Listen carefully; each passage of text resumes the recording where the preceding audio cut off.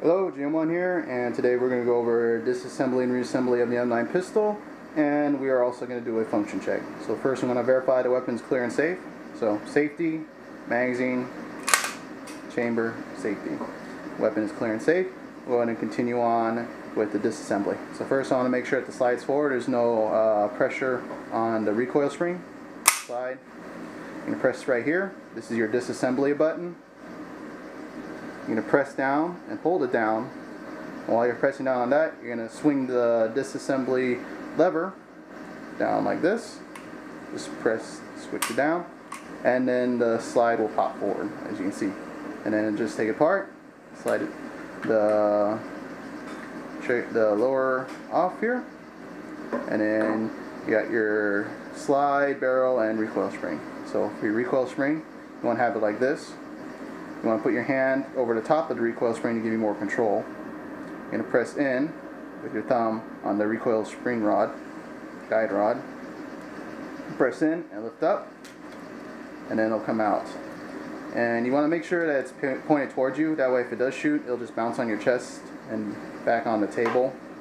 Otherwise, if you're holding it another way, like this, it'll shoot off and hit somebody's eye or go overboard, and you don't want that to happen. So have it pointed towards you and have your thumb over it so you can control when it comes out. So here you go. It's your recoil spring guide rod.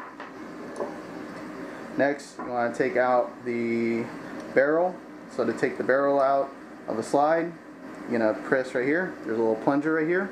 You want to press on it and just pinch it together, just like this, and then you can lift up and out. And then that's how you disassembled the M9.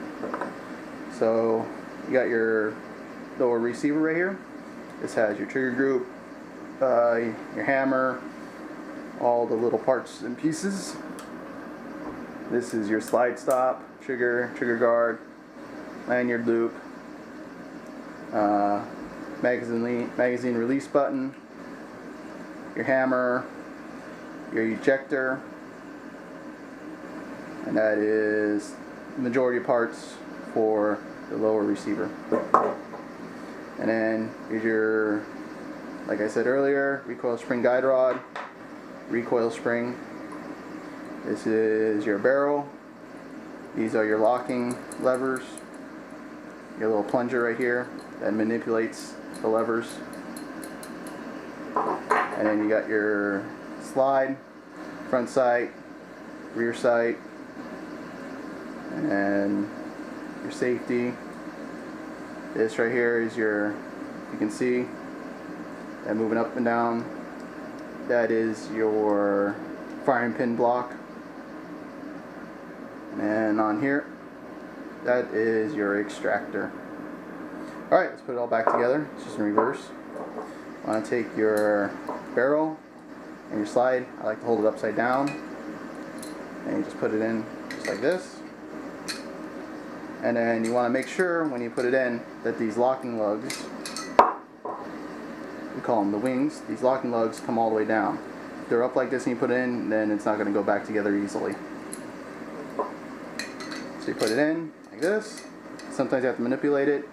And see, this is how it looks like when it's up. And then when it drops down, it'll lock in place. Once you have that, go ahead and put your recoil spring guide rod into your recoil spring.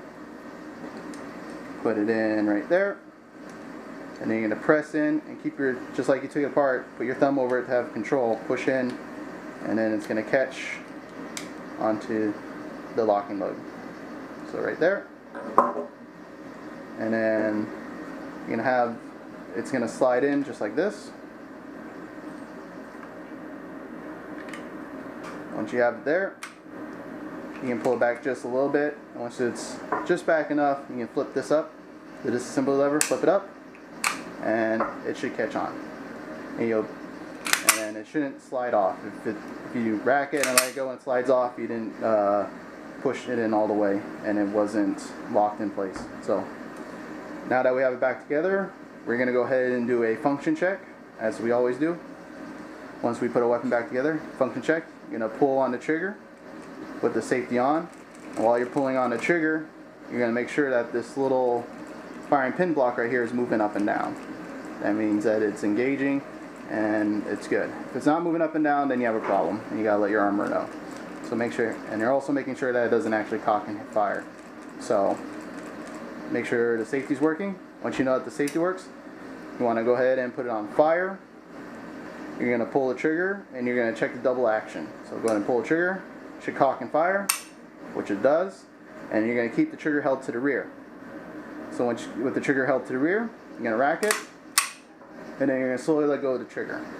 You should hear and feel a slight click, and that is your sear disconnect. And now you're going to make sure you're going to check your single action. Since the hammer's cocked, you go ahead and pull the trigger. That fires again to make sure your single action works.